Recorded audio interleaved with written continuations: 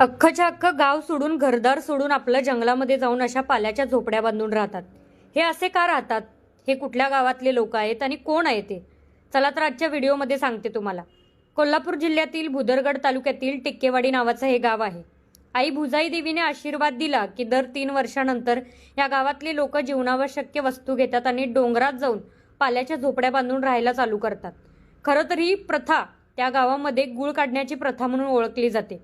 तर ही प्रथा कशी चालू झाली, या लोकांनी ही प्रथा कधी सुरू केली, चला तर या गावातील एका आजींच्याकडून या प्रथेची सुरुवात कशी झाली ते ऐकून घेऊयात।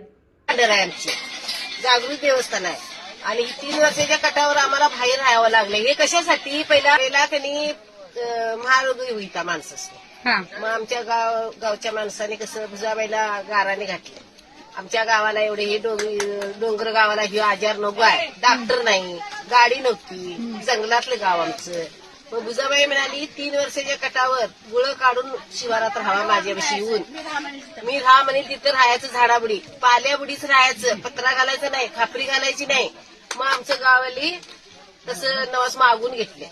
त्यापासून आमच्या गावात रोग नाही, चोरी नाही, काय नाही। आम्ही एवढ्या पंजाब राहता, साप किरडू काय आम्हाला दिसत नाही, भीती वाटत नाही आणि चांगलं वाटतंय आम्हाला। बाहेर राहिल्या वाटतं। ह्याच्या पाठीमागे आमचं एकदम साधं गुळ होतं। आता आमची मुलं चांगलं वापर करायला लागल्यात आणि हिच्या पुढे सुद्धा आमची मुलं लई भारी वापर करणार। ऊस आहे आमच्या मुलासनी, मोठं कार्यक्रम संध्याकाळचं ठेवतात, जेवणाचा कार्यक्रम ठेवतात, प्रसादाला बाहेरची पाहुणं पै बोलतात।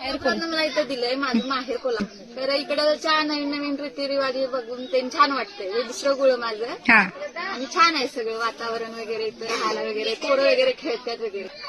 म्हणजे ह्या पिढीला तर सगळ्यांना सवय झाली, पण तुम्हाला पण नवीन येणाऱ्यांना छान वाटतंय। मग कशी वाटली टिक्केवाडीकरांची ही परंपरा? कमेंट बॉक्समध्ये नक्की कळवा आणि वेळ भेटल्यास या गावाला नक्की भेट द्या।